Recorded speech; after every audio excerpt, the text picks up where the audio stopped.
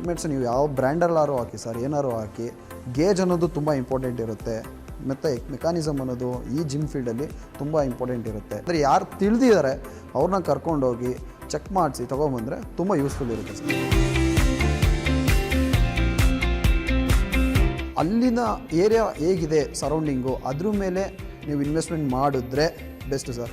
ಒಂದು ಬೇಸಿಕ್ ಥ್ರೆಡ್ಮಿಲ್ಸ್ ಇರಬೇಕು, ಒಂದು ಅಟ್ಲೀಸ್ಟ್ ಒಂದು 2 ಥ್ರೆಡ್ಮಿಲ್ಸ್ ಇರಬೇಕು, 2 ಬೈಸಿಕಲ್ಸ್ ಇರಬೇಕು. ನಮ್ಮ ಜಿಮ್ ಅಂತ ಹೇಳಿದ್ರೆ ನಮಗೆ ಈಗ ಪರ್ ಮಂತ್ ಹತ್ತತ್ರ 2 lakh ಗಂಟೆ ಎಕ್ಸ್ಪೆನ್ಸಿವ್ ಬರುತ್ತೆ ಸರ್. ನಮ್ಮ ಎಫರ್ಟ್ ಹೇಗಿರುತ್ತೆ, ನಮ್ಮ ಹಾರ್ಡ್ ವರ್ಕ್ ಹೇಗಿರುತ್ತೆ, ಅದೇ ಥರ ಇನ್ಕಮ್ ಬರುತ್ತೆ. ಒಂದು 75% ರೀಚ್ ಆಗಿ ಮಾಡ್ಕೊಂಡು ಹೋಗ್ತಾ ಇದ್ದೀವಿ. ಫಿಟ್ನೆಸ್ ಲೈಫ್ ಸ್ಟೈಲ್ನ ಮೇಂಟೈನ್ ಮಾಡಿದ್ರೆ 50 years ಬದುಕೋನು ಇನ್ನೂ ಒಂದು 10 years ಎಕ್ಸ್ಟ್ರಾ ಬದುಕ್ತೀನಿ ಸರ್. ಸಾಕಲ್ವಾ ಸರ್ ನಮಗೆ?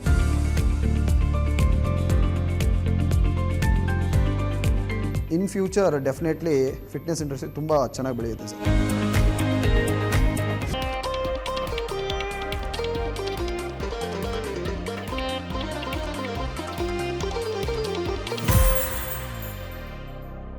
ಜನ ಎಲ್ಲಿಯವರೆಗೂ ತಮ್ಮ ಆರೋಗ್ಯದ ಬಗ್ಗೆ ಯೋಚಿಸ್ತಾರೋ ಅಲ್ಲಿಯವರೆಗೆ ಈ ಬಿಸ್ನೆಸ್ಗೆ ಯಾವ ತೊಂದರೆಯೂ ಇಲ್ಲ. ಕೇವಲ ಆರೋಗ್ಯ ಮಾತ್ರ ಅಲ್ಲ, ಫಿಟ್ ಆ್ಯಂಡ್ ಫೈನ್ ಆಗಿರೋದಕ್ಕೆ ಜನ ಅದೆಷ್ಟು ಖರ್ಚು ಮಾಡೋದಕ್ಕೂ ಯೋಚನೆ ಮಾಡೋದಿಲ್ಲ. ಹಾಗಾಗಿ ಭವಿಷ್ಯದ ಯಾವ ಭಯವಿಲ್ಲದೆ ಈ ಬಿಸ್ನೆಸ್ನನ್ನು ಆರಂಭ ಮಾಡಬಹುದು. ಇದೇ ಹೊತ್ತಿನ ಬದುಕಿಗೊಂದು ಬಿಸ್ನೆಸ್. ನಾನು ವಾಸುದೇವ್ ಮಾರ್ನಾಡ್. ಇಂದಿನ ದಿನದಲ್ಲಿ ಜನ ಹೆಚ್ಚಾಗಿ ಫಿಟ್ನೆಸ್ಗೆ ಒತ್ತು ಕೊಡ್ತಾ ಇದ್ದಾರೆ. ತಮ್ಮ ಬ್ಯುಸಿ ಲೈಫ್ ಸ್ಟೈಲ್ನಿಂದಾಗಿ ಜನ ಸರಿಯಾದ ಆಹಾರ ಸೇವನೆ ಇಲ್ಲದೆ ಮತ್ತು ಕೆಲವು ಸಲ ಫಾಸ್ಟ್ ಫುಡ್ಗಳ ಮೊರೆ ಹೋಗಿ ಇದ್ದ ಬದ್ದ ಕಾಯಿಲೆ ಇನ್ನೊಂದು ಮತ್ತೊಂದನ್ನು ಮೈ ಮೇಲೆ ಹೇಳ್ಕೊಂಡು ಬಿಡ್ತಾರೆ. ಇನ್ನು ದೇಹವನ್ನು ಫಿಟ್ ಆಗಿಡಬೇಕು ಅನ್ನೋ ಕಾರಣಕ್ಕೆ ಜನ ಜಿಮ್ ಮೊರೆ ಹೋಗ್ತಾರೆ. ಜಿಮ್ ಬಿಸ್ನೆಸ್ ಮಾಡಬೇಕು ಅಂದರೆ ಬೇರೆ ಉದ್ಯೋಗದ ಹಾಗೆ ಡಬಲ್ ಡಿಗ್ರಿ ಪಡಿಬೇಕಂತ ಇಲ್ಲ. ಅನುಭವ ಮತ್ತು ಜಿಮ್ ಬಗೆಗಿನ ಜ್ಞಾನ ಇದ್ದರೆ ಯಾವ ಎರಡನೇ ಯೋಚನೆ ಇಲ್ಲದೆ ಈ ಬಿಸ್ನೆಸ್ಸನ್ನು ಆರಂಭ ಮಾಡ್ಬೋದು. ಹಾಗಾದರೆ ಬನ್ನಿ, ಒಂದು ಜಿಮ್ ಬಿಸ್ನೆಸ್ ಮಾಡಬೇಕು ಅಂದರೆ ಅದಕ್ಕೆ ಏನೆಲ್ಲ ತಯಾರಿಗಳು ಬೇಕು ಅನ್ನೋದನ್ನು ನೋಡ್ಕೊಂಬರೋಣ.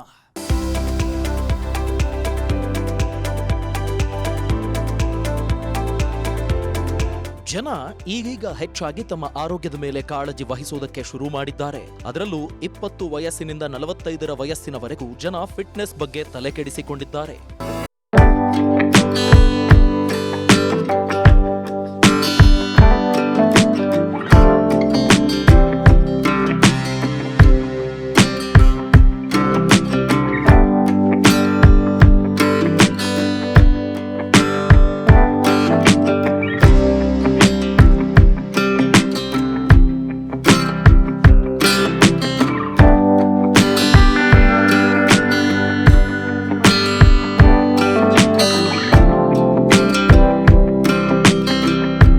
ಮೌಲ್ಯದ್ದಾಗಿದೆ.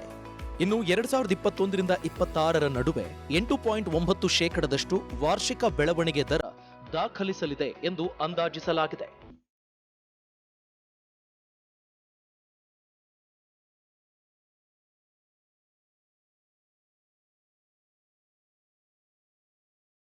ಭಾರತದಲ್ಲಿಯೇ ಅತಿ ಹೆಚ್ಚು ಜಿಮ್ಗಳನ್ನು ಹೊಂದಿರೋ ರಾಜ್ಯಗಳಲ್ಲಿ ನಮ್ಮ ಕರ್ನಾಟಕ, ಅದರಲ್ಲೂ ಬೆಂಗಳೂರಿನಲ್ಲಿ ಅತಿ ಹೆಚ್ಚು ಜಿಮ್ಗಳನ್ನು ಕಾಣ್ತೇವೆ.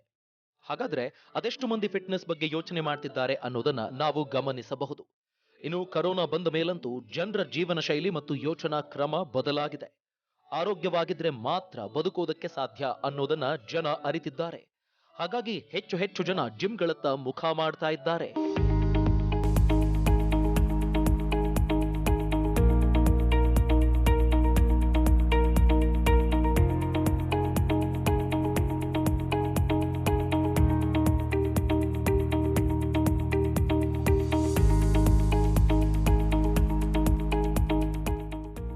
ಓದಿದ್ದು BCA ಆಗಿದ್ರೂ ಯಾವುದೋ IT ಕಂಪನಿಯತ್ತ ಮುಖ ಮಾಡದೆ ತನ್ನ ಫಿಟ್ನೆಸ್ಗಾಗಿ ಜಿಮ್ಗೆ ಹೋಗ್ತಾ ಇದ್ದ ವ್ಯಕ್ತಿ ಮುಂದೆ ತಾನೇ ಒಂದು ಜಿಮ್ ತೆರೆದ್ರೆ ಹೇಗಿರುತ್ತೆ ಅನ್ನೋ ಯೋಚನೆ ಮಾಡಿ ತನ್ನ ಕನಸನ್ನ ನಿಜ ಮಾಡಿಕೊಂಡು ಇದೀಗ ಸಕ್ಸಸ್ಫುಲ್ ಬಿಸ್ನೆಸ್ ಮನ್ ಆಗಿದ್ದಾರೆ ರಾಮನಗರದ ಸಂತೋಷ್. ಯಾವುದಾದ್ರೂ ಬಿಸ್ನೆಸ್ ಮಾಡಬೇಕು ಅಂದ್ರೆ ಅದಕ್ಕೆ ಇದನ್ನೇ ಓದಬೇಕು ಅನ್ನೋದೇನಿಲ್ಲ. ನಿಮ್ಮಲ್ಲಿ ಛಲ ಇರಬೇಕು, ಬಲವಾದ ಕನಸಿರಬೇಕು. ಅದರ ಜೊತೆ ಅನುಭವ ಮತ್ತು ಜ್ಞಾನ ಇದ್ದಾಗ ಯಾವ ಉದ್ಯಮವನ್ನು ಯಶಸ್ವಿಯಾಗಿ ಸಾಧಿಸಬಹುದು ಅನ್ನುತ್ತಾರೆ ಫಿಟ್ 24 ಜಿಮ್ನ ಪಾಲುದಾರ ಸಂತೋಷ್.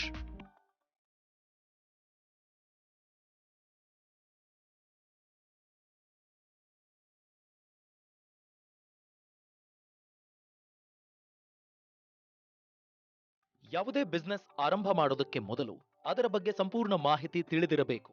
ಇಲ್ಲವಾದಲ್ಲಿ ಭವಿಷ್ಯದಲ್ಲಿ ಸಮಸ್ಯೆ ಎದುರಿಸಬೇಕಾಗಬಹುದು. ಜನರು ಅತಿ ಹೆಚ್ಚಾಗಿ ತಮ್ಮ ಆರೋಗ್ಯ ಮತ್ತು ದೇಹದ ಬಗ್ಗೆ ಕಾನ್ಶಿಯಸ್ ಇರೋದ್ರಿಂದ ಜಿಮ್ ಬಿಸ್ನೆಸ್ ಈಗ ಪ್ರಸ್ತುತ ಕಾಲಕ್ಕೆ ಹೇಳಿ ಮಾಡಿಸಿದ ಉದ್ಯಮ. ದುಡ್ಡಿದೆ ಅಂತ ಒಟ್ಟಾರೆ ಇನ್ವೆಸ್ಟ್ ಮಾಡೋದಲ್ಲ. ನೀವು ಜಿಮ್ ಬಿಸ್ನೆಸ್ ಮಾಡ್ತೀರಿ ಅನ್ನೋದಾದ್ರೆ ಅಲ್ಲಿ ಕೆಲವೊಂದು ಮುಖ್ಯವಾದ ಅಂಶಗಳನ್ನ ನೀವು ಪಾಲಿಸಲೇಬೇಕು. ಬೇರೆ ಬಿಸ್ನೆಸ್ನಂತೆ ಇಲ್ಲಿ ಒಟ್ಟಾರೆಯಾಗಿ ಇನ್ವೆಸ್ಟ್ ಮಾಡೋದಕ್ಕೆ ಆಗೋದಿಲ್ಲ.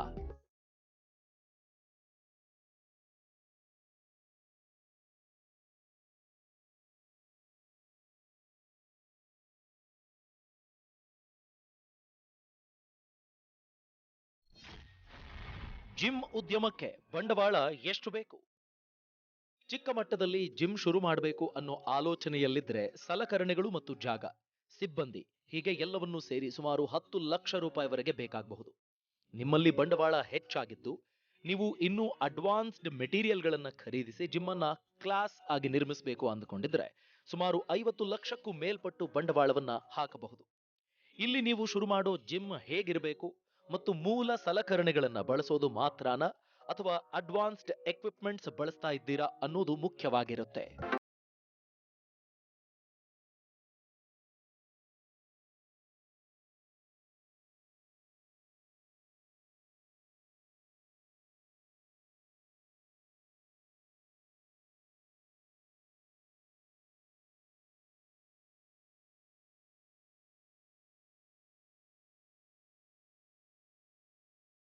ಯಾವೆಲ್ಲ ಪರವಾನಗಿ ಅಥವಾ ಅನುಮತಿಗಳು ಬೇಕು? ಇತರೆ ಉದ್ಯಮದ ಹಾಗೆ ಜಿಮ್ ಬಿಸ್ನೆಸ್ ಮಾಡೋದಾದ್ರೂ ಪರವಾನಗಿ ಅಗತ್ಯ. ಮೊದಲು ಕಂಪನಿಯಾಗಿ ನೋಂದಾಯಿಸಿಕೊಳ್ಳಬೇಕು. ಒಳಾಂಗಣ ಈಜುಕೊಳಗಳು, ಸ್ಪಾ, ಲಾಕರ್ ಕೊಠಡಿಗಳು ಮತ್ತು ಹೆಚ್ಚಿನವುಗಳಂಥ ಜಿಮ್ ಸೌಲಭ್ಯಗಳಿಗಾಗಿ ವಿಶೇಷ ಅನುಮತಿ ಬೇಕಾಗುತ್ತೆ. ಸಲಕರಣೆಗಳಿಗೆ ಹಾನಿ ಉಂಟಾಗುವ ಸಾಧ್ಯತೆ ಹೆಚ್ಚಾಗಿರೋದ್ರಿಂದ ಇನ್ಶೂರೆನ್ಸ್ ಕೂಡ ಜಿಮ್ ಬಿಸ್ನೆಸ್ನಲ್ಲಿ ಮಾಡಿಕೊಳ್ಳಬಹುದು. ವ್ಯವಹಾರವು 20 ಲಕ್ಷ ಅಥವಾ ಕೆಲವು ರಾಜ್ಯಗಳಲ್ಲಿ 10 ಲಕ್ಷ ರೂಪಾಯಿಗಳಿಂದ ಹೆಚ್ಚಿನ ವಹಿವಾಟು ಹೊಂದಿದ್ರೆ ಜಿಎಸ್ಟಿ ನೋಂದಣಿ ಕಡ್ಡಾಯವಾಗಿದೆ. ಫಿಟ್ನೆಸ್ಗೆ ಸಂಬಂಧಿಸಿದ ಎಲ್ಲ ವ್ಯವಹಾರಗಳಿಗೆ ಪೊಲೀಸ್ ಇಲಾಖೆಯ ಅನುಮತಿ ಕೂಡ ಅತ್ಯಗತ್ಯ.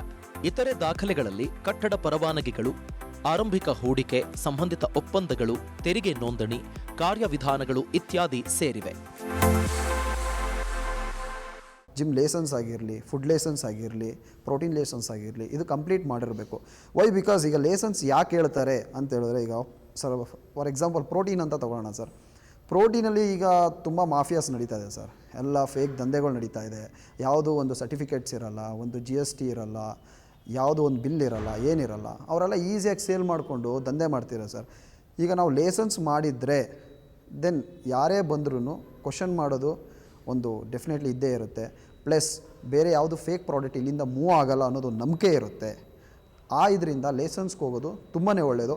ಡಿಫಿಕಲ್ಟಿ ಖರ್ಚು ಅನ್ನೋದು ಏನಿಲ್ಲ ಸರ್. ಕರೆಕ್ಟ್ ವೇಯಲ್ಲಿ ನಾವು ಹೋಗಿ, ಈಗ ಮುನ್ಸಿಪಾಲಿಂದ ಲೈಸೆನ್ಸ್ ಆಗಲಿ ಜಿಮ್ಗೆ, ಮತ್ತು ಕಾರ್ಪೊರೇಷನಲ್ಲಿ ಹೋಗಿ ಲೈಸೆನ್ಸ್ ಆಗಲಿ, ಮತ್ತು ನಮ್ಮ ಇರೋ ಕ್ಲೈಂಟ್ಸ್ಗೆ ವರ್ಕರ್ಸ್ ಲೈಸೆನ್ಸ್ ಆಗಲಿ, ಇದನ್ನೆಲ್ಲ ಮಾಡಿಸ್ಕೊಂಡ್ರೆ ತುಂಬ ಒಳ್ಳೆಯದು ಸರ್. ನಾನು ಹೇಳೋದು ಮಾಡಿಸ್ಕೊಳ್ಳೇಬೇಕು ಅಂತ ಹೇಳ್ತೀನಿ. ಬಂಡವಾಳ ಹೂಡುವಾಗ ನೀವು ಇವೆಲ್ಲವನ್ನೂ ಗಮನಿಸಬೇಕು. ನೀವು ಹಾಕಿದ ಬಂಡವಾಳಕ್ಕೆ ಯಾವುದೇ ಮೋಸವಿಲ್ಲದ ಹಾಗೆ ಬುದ್ಧಿವಂತರಾಗಿ ಇನ್ವೆಸ್ಟ್ ಮಾಡಿದ್ರೆ ಮುಂದೆ ಯಾವ ಭಯವಿಲ್ಲದೆ ಉದ್ಯಮ ನಡೆಸೋದಕ್ಕೆ ಸಾಧ್ಯವಾಗುತ್ತೆ. ಹಾಗೇನೆ ಇಲ್ಲಿ ಪರವಾನಗಿ ತುಂಬಾ ಮಹತ್ತರ ಪಾತ್ರ ವಹಿಸುತ್ತೆ. ಜಿಮ್ ಬಿಸ್ನೆಸ್ ಆಗಿರೋ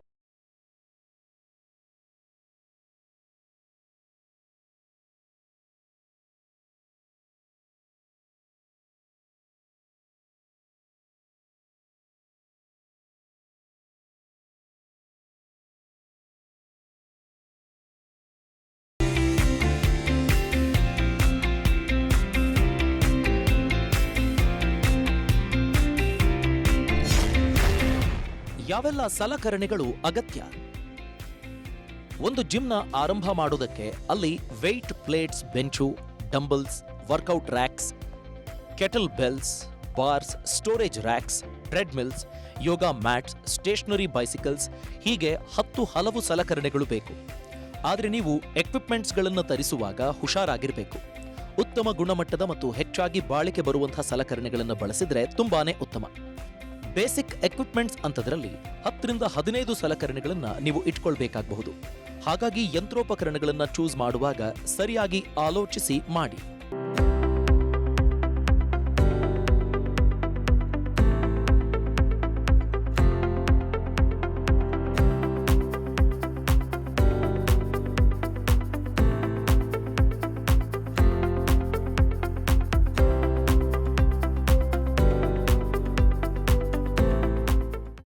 ಸರ್ ಎಕ್ವಿಪ್ಮೆಂಟ್ಸು ಅಂತ ಹೇಳಿದ್ರೆ ಸರ್, ಈಗ ಕೆಲವು ಎಕ್ವಿಪ್ಮೆಂಟ್ಸು ಕೆಲವು ಬ್ರ್ಯಾಂಡ್ಸ್ ಅಂತ ಇದೆ ಸರ್. ಇದರಲ್ಲಿ ಮೇನ್ಲಿ ಥಿಂಗ್ ಏನಂದರೆ ಎಕ್ವಿಪ್ಮೆಂಟ್ಸ್ ಎಲ್ಲ ಕಡೆ ಸಿಗುತ್ತೆ ಸರ್. ಮೆಕ್ಯಾನಿಸಮ್ ಅನ್ನೋದು ತುಂಬ ಇಂಪಾರ್ಟೆಂಟು. ನಾನೊಂದು ಚೆಸ್ಟ್ ಪ್ರೆಸ್ ಮಾಡ್ತಾಯಿದ್ದೀನಿ ಅಂದರೆ ಹೇಳಿದ್ರೆ ಅದು ಚೆಸ್ಟ್ ಪಾರ್ಟ್ಗೆ ಎಫೆಕ್ಟ್ ಬೀಳಬೇಕು ಸರ್ ಆ ಮಿಷಿನಲ್ಲಿ.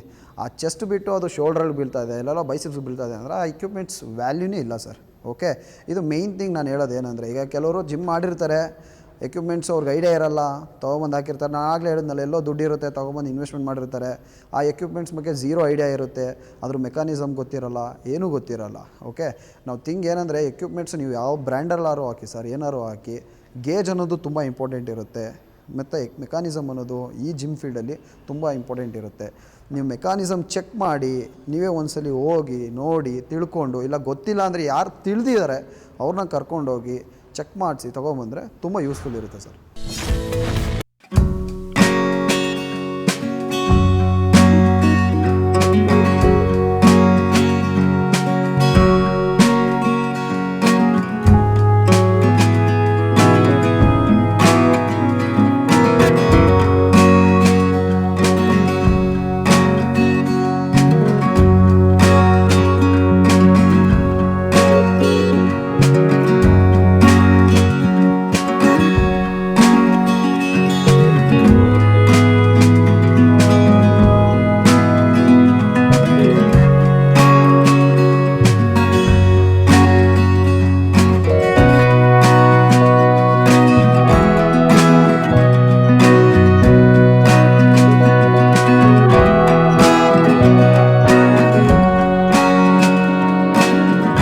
ಸರ್, ಈಗ ನೀವು ಡಿಪೆಂಡ್ಸ್ ಅಪಾನ್ ಏರಿಯಾ ಸರ್. ಈಗ ನೀವು ನಾನು ಹೇಳಿದೆ, ಈಗ ರಾಮನಗರ ಬಂದು ಸಿಟಿನೂ ಅಲ್ಲ, ಹಳ್ಳಿನೂ ಅಲ್ಲ, ಮಿಡ್ಲಲ್ಲಿ ಇದ್ದೀವಿ ನಾವು ಅಂತೇಳಿ. ಈಗ ರಾಮನಗರದಿಂದ ಇನ್ನರ್ ಹೋಗ್ತೀವಿ ಅಂದರೆ ಕೆಲವು ವಿಲೇಜಸ್ ಇದೆ, ಅಲ್ಲೆಲ್ಲ ನಾವು ಪ್ರೀಮಿಯಂ ಜಿಮ್ನ ಆಫರ್ ಮಾಡೋಕ್ಕಾಗೋದು ಇಲ್ಲ ಸರ್. ಯಾಕಂದರೆ ಪ್ರೀಮಿಯಂ ಜಿಮ್ ಓಪನ್ ಮಾಡ್ತೀವಿ ಅಂದರೆ ಅದೇ ಥರ ಎಕ್ಸ್ಪೆನ್ಸಿವ್ ಇರುತ್ತೆ ಎವ್ರಿ ಮಂತ್. ಓಕೆ, ನಾವು ಎಕ್ಸ್ಪೆನ್ಸಿವ್ ಬೇರ್ ಮಾಡೋಕ್ಕಾಗಲ್ಲ ಇನ್ನು ವಿಲೇಜಸಲ್ಲಿ ಅಷ್ಟೇ. ಓಕೆ, ವಿಲೇಜಸ್ಗೆ ಹೋದಾಗ ಈಗ ಸಪೋಸ್ ನೀವು ಹೇಳಿದ್ರಿ ಒಂದು 30-40 ಜಿಮ್ ಮಾಡಬೇಕಂದ್ರೆ 30-40 ಇಟ್ಸ್ ನಾಟ್ ಪಾಸಿಬಲ್. ಬಟ್ ಒಂದು ಬೇಸಿಕ್ ಜಿಮ್ ಮಾಡ್ತೀನಿ ಅಂತ ಹೇಳಿದ್ರೆ, ಓಕೆ, ಒಂದು ಬೇಸಿಕ್ ಥ್ರೆಡ್ಮಿಲ್ಸ್ ಇರಬೇಕು, ಒಂದು ಅಟ್ಲೀಸ್ಟ್ ಒಂದು 2 ಥ್ರೆಡ್ಮಿಲ್ಸ್ ಇರಬೇಕು, 2 ಬೈಸಿಕಲ್ಸ್ ಇರಬೇಕು, ಓಕೆ, ಡಂಬಲ್ಸ್ ಇರಬೇಕು, and then cable crossovers ಇರಬೇಕು. ಅಂದರೆ ಬೇಸಿಕ್ ಬೆಂಚ್ ಪ್ರೆಸ್ ಇರಬೇಕು, ಬೆಂಚಸ್ ಇರಬೇಕು, ಟೇಬಲ್ಸ್ ಇರಬೇಕು. ಈ ಬೇಸಿಕ್ ಏನಿದೆ ಅದನ್ನ ಇಟ್ಕೊಂಡು ರನ್ ಮಾಡ್ಬೋದು ಸರ್. ಬಟ್ ಅದು ಥಿಂಗ್ ಏನಂದರೆ, ಅಲ್ಲಿನ ಏರಿಯಾ ಹೇಗಿದೆ ಸರೌಂಡಿಂಗು, ಅದ್ರ ಮೇಲೆ ನೀವು ಇನ್ವೆಸ್ಟ್ಮೆಂಟ್ ಮಾಡಿದ್ರೆ ಬೆಸ್ಟ್ ಸರ್. ನೀವು ಜಿಮ್ ಉದ್ಯಮವನ್ನ ಆರಂಭ ಮಾಡೋದಾದ್ರೆ ಫಿಟ್ನೆಸ್ ತರಬೇತುದಾರರನ್ನ ನೇಮಿಸಿಕೊಳ್ಳುವುದು ತುಂಬಾನೇ ಮುಖ್ಯ. ಜಿಮ್ ಆರಂಭ ಮಾಡುವಾಗ ನಿಮ್ಮ ಮುಂದೆ 2 ಸವಾಲುಗಳಿರುತ್ತವೆ. ಒಂದು, ಗ್ರಾಹಕರನ್ನ ನಿಮ್ಮ ಜಿಮ್ಗೆ ಬರೋ ಹಾಗೆ ಮಾಡೋದು. ಮತ್ತೊಂದು, ನೀವು ಆಯ್ಕೆ ಮಾಡಿಕೊಳ್ಳೋ ಸ್ಥಳ. ಗ್ರಾಹಕರು ಹೆಚ್ಚಾಗಿ ನಿಮ್ಮ ಶಾಪನ್ನೇ ಆಯ್ಕೆ ಮಾಡಿಕೊಳ್ಳೋದಕ್ಕೆ ನೀವು ಕೆಲವೊಂದು ತಂತ್ರಗಳನ್ನ ಉಪಯೋಗಿಸಬೇಕು. ಅಂದ್ರೆ ಆರಂಭದಲ್ಲಿ ಜನರು ತಮ್ಮ ಬ್ಯುಸಿ ಸ್ಕೆಡ್ಯೂಲ್ನಿಂದ ಡೈಲಿ ಬರೋದಕ್ಕೆ ಸಾಧ್ಯವಾಗದೇ ಇರಬಹುದು. ಆಗ ನೀವು ಗ್ರಾಹಕರಿಗೆ ಅಗತ್ಯವಿದ್ದಾಗ ಬರೋ ಹಾಗೆ ಅವರು ಬರೋ ದಿನಗಳ ಆಧಾರದ ಮೇಲೆ ಪ್ಯಾಕೇಜ್ ನಿರ್ಧರಿಸಬಹುದು.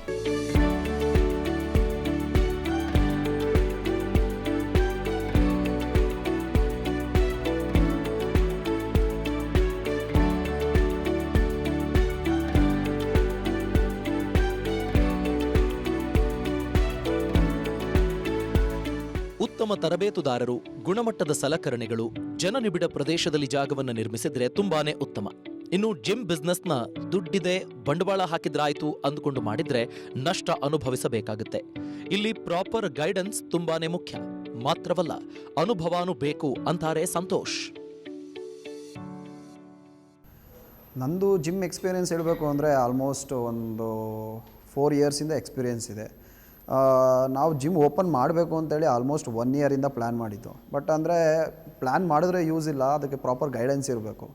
ನಮಗದು ಸಿಕ್ಕಿರಲಿಲ್ಲ. ದೆನ್ ನಮಗದು ಸಿಕ್ಕಾದಮೇಲೆ ಈಗ ಲಾಸ್ಟ್ ಒಂದು 6 ಮಂತ್ಸ್ ಅಲ್ಲ 8 ಮಂತ್ಸಿಂದ ನಾವು ವರ್ಕ್ ಮಾಡಿದೋ ಜಿಮ್ ಓಪನ್ ಮಾಡಬೇಕು ಅಂತೇಳಿ. ನಮಗೆ ಕನ್ಸ್ಟ್ರಕ್ಷನ್ನು ಅದಕ್ಕೇ ಆಲ್ಮೋಸ್ಟ್ ಒಂದು 4 ಇಯರ್ಸ್ ಟೈಮ್ ತೊಗೋತು, ಇಂಟೀರಿಯರ್ ಡಿಸೈನ್ಗೆಲ್ಲ. ನನ್ನ ಜಿಮ್ಮು ಸ್ಟಾರ್ಟಪ್ ಆಗಿ ಈಗ ಜಸ್ಟ್ 4 months ಆಯಿತು. ಇಟ್ಸ್ ಗುಡ್, ಚೆನ್ನಾಗಿ ರನ್ ಆಗ್ತಾಯಿದೆ. ಲಾಸ್ಟ್ ಮಂತ್ ನಾವು ಗ್ರ್ಯಾಂಡ್ ಓಪನಿಂಗು ಮಾಡೋ.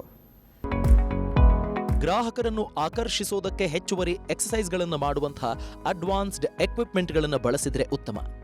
ಇನ್ನು ಮಹಿಳೆಯರು ಮತ್ತು ಪುರುಷರಿಗೆ ಬೇರೆ ಬೇರೆ ರೀತಿಯಲ್ಲಿ ಕೊಠಡಿಗಳ ಸೌಲಭ್ಯವನ್ನು ನೀಡಿದ್ದಲ್ಲಿ ಗ್ರಾಹಕರನ್ನ ಆಕರ್ಷಿಸೋದಕ್ಕೆ ಸಾಧ್ಯವಾಗುತ್ತೆ.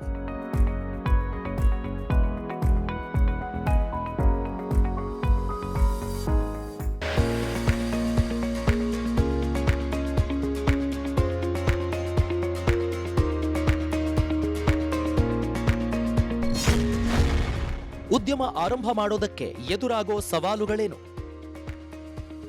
ಜಿಮ್ ಬಿಸಿನೆಸ್ ಮಾಡೋದಾದ್ರೆ ಅಲ್ಲಿ ಚಾಲೆಂಜಸ್ ತುಂಬಾನೇ ಇರುತ್ತೆ. ಕಸ್ಟಮರ್ಸ್ನ ಸೆಳೆಯೋದೇ ಇಲ್ಲಿ ತುಂಬಾನೇ ಚಾಲೆಂಜಿಂಗ್. ನೀವು ಸ್ಟಾರ್ಟ್ ಮಾಡ್ತಾ ಇರೋ ಜಿಮ್ನ ಹತ್ತಿರ ಬೇರೆ ಯಾವ ಜಿಮ್ಗಳು ಇಲ್ಲ ಅಂದ್ರೆ ಪರವಾಗಿಲ್ಲ. ಆದರೆ ಕಾಂಪಿಟೇಷನ್ ಹೆಚ್ಚಾಗಿರೋದ್ರಿಂದ ಅದನ್ನ ಗಮನಿಸಿ ಹೇಗೆ ತಂತ್ರಗಳನ್ನು ಮಾಡ್ತೀರಿ ಅನ್ನೋದು ಮುಖ್ಯವಾಗುತ್ತೆ. ನಿಮ್ಮ ಪ್ಯಾಕೇಜ್ಗಳು ಸ್ಟ್ಯಾಂಡರ್ಡ್ ಆಗಿದ್ರೆ ಗ್ರಾಹಕರನ್ನ ತುಂಬಾ ದಿನ ನಿಮ್ಮ ಬಳಿ ಉಳಿಸಿಕೊಳ್ಳಲಾಗುವುದಿಲ್ಲ. ಹಾಗಾಗಿ ವಿಶೇಷ ಪ್ಯಾಕೇಜ್ಗಳಿಂದ ಗ್ರಾಹಕರು ನಿಮ್ಮ ಜಿಮ್ಗೆ ಬರೋ ಹಾಗೆ ಮಾಡಬಹುದು.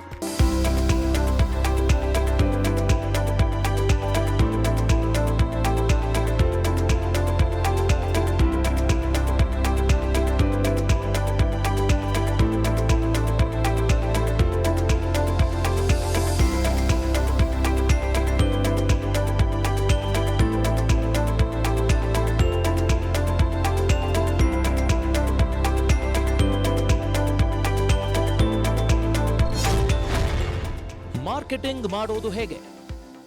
ಯಾವ ಬಿಸ್ನೆಸ್ ಮಾಡೋದಿದ್ರೂ ಅಲ್ಲಿ ಮಾರ್ಕೆಟಿಂಗ್ ಬಹಳ ಮುಖ್ಯವಾಗಿರುತ್ತೆ.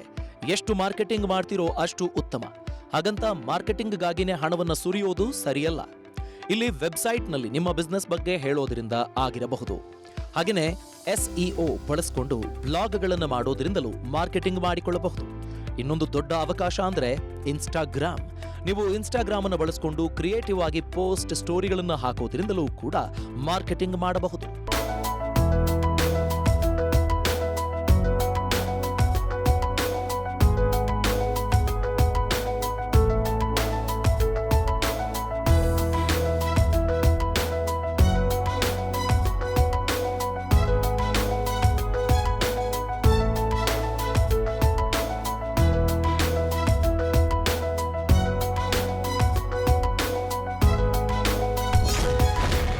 ವೆಚ್ಚ ಮತ್ತು ಆದಾಯ ಎಷ್ಟಾಗುತ್ತೆ?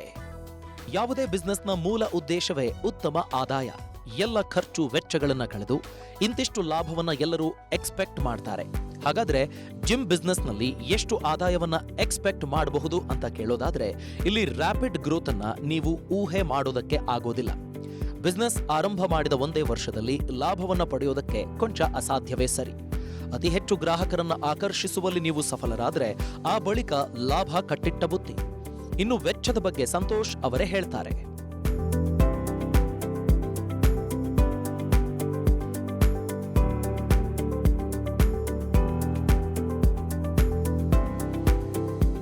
ಈಗ ಜಿಮ್ಮು ಮೇಲೆ ಡಿಪೆಂಡ್ ಇರುತ್ತೆ. ಈಗ ನಾವು ಚಿಕ್ಕ ಜಿಮ್ ಮಾಡಿದ್ರೆ ಅದ್ರ ತಕ್ಕನಂಗೆ ಎಕ್ಸ್ಪೆನ್ಸಿವ್ ಇರುತ್ತೆ. ಈಗ ನಮ್ಮ ಜಿಮ್ ಅಂತ ಹೇಳಿದ್ರೆ ನಮಗೆ ಈಗ ಪರ್ ಮಂತ್ ಹತ್ತತ್ರ 2 lakh ಗಂಟೆ ಎಕ್ಸ್ಪೆನ್ಸಿವ್ ಬರುತ್ತೆ ಸರ್.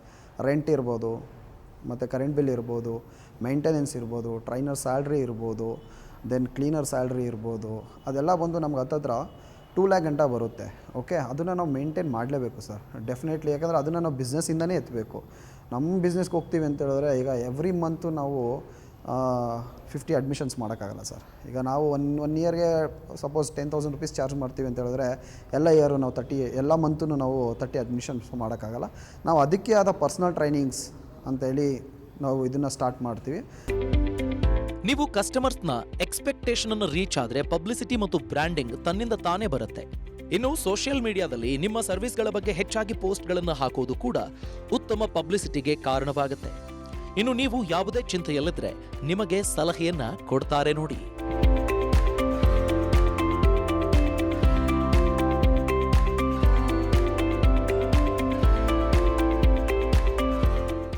ಸರ್, ನಾನು ಆಗಲೇ ಹೇಳಿದೆ, ಈ ಫೀಲ್ಡ್ನ ಚೂಸ್ ಮಾಡಬೇಕು ಅಂತ ಇದ್ದರೆ ನಿಮ್ಮ ಹತ್ರ ದುಡ್ಡಿದೆ ಅಂತ ಮಾತ್ರಕ್ಕೆ ಇನ್ವೆಸ್ಟ್ ಮಾಡಬೇಡಿ ಸರ್. ನಿಮಗೆ ತಿಳಿದಿದ್ದರೆ ಇಲ್ಲ ತಿಳಿದಿರೋರು ಇದ್ದರೆ ಅವ್ರ ಮೇಲೆ ಇನ್ವೆಸ್ಟ್ ಮಾಡಿ ಸರ್. ಇಲ್ಲ ನಿಮ್ಮ ಅದ್ರ ಬಗ್ಗೆ ವರ್ಕ್ ಮಾಡಬೇಕು ಅಂದರೆ ಸರ್ ಫಸ್ಟು ತಿಳ್ಕೊಳ್ಳಿ ಸರ್. ತಿಳ್ಕೊಂಡು ಆದಮೇಲೆ ಈ ಫೀಲ್ಡಿಗೆ ಬಂದು ಇನ್ವೆಸ್ಟ್ ಮಾಡಿ ಸರ್. ಸುಮ್ಮನೆ ಯಾಕಂದರೆ ದುಡ್ಡನ್ನ ತೊಗೊಂಬಂದು ಇನ್ವೆಸ್ಟ್ ಮಾಡಿ ಕಳ್ಕೊಳ್ಳೋದ್ಕಿಂತ ಬ್ಯಾಂಕಲ್ಲಿ ತೊಗೊಂಡೋಗಿ ಹಾಕಿ ಸರ್. ಅಟ್ಲೀಸ್ಟ್ 1% ಎಷ್ಟೋ ಸೇವಿಂಗ್ಸ್ ಆದ್ರೂ ಬಂದೇ ಬರುತ್ತೆ.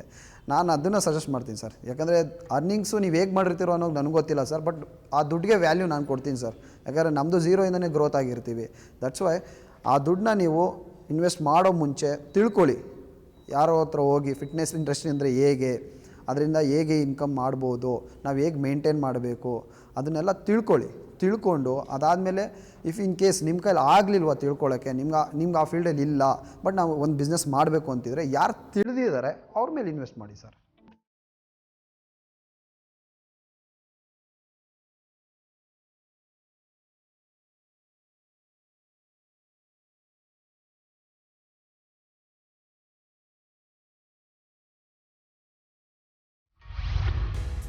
ನೀವು ಸಣ್ಣ ಮತ್ತು ಮಧ್ಯಮ ಗಾತ್ರದ ಬಿಸ್ನೆಸ್ನಲ್ಲಿ ಗೆದ್ದವರಾಗಿದ್ದರೆ ವಿಸ್ತಾರ ನ್ಯೂಸ್ ತಂಡ ಸಂಪರ್ಕಿಸಿ ನಿಮ್ಮ ಯಶಸ್ಸಿನ ಪಯಣವನ್ನ ನಮ್ಮ ಜೊತೆಗೆ ಹಂಚಿಕೊಳ್ಳಬಹುದು.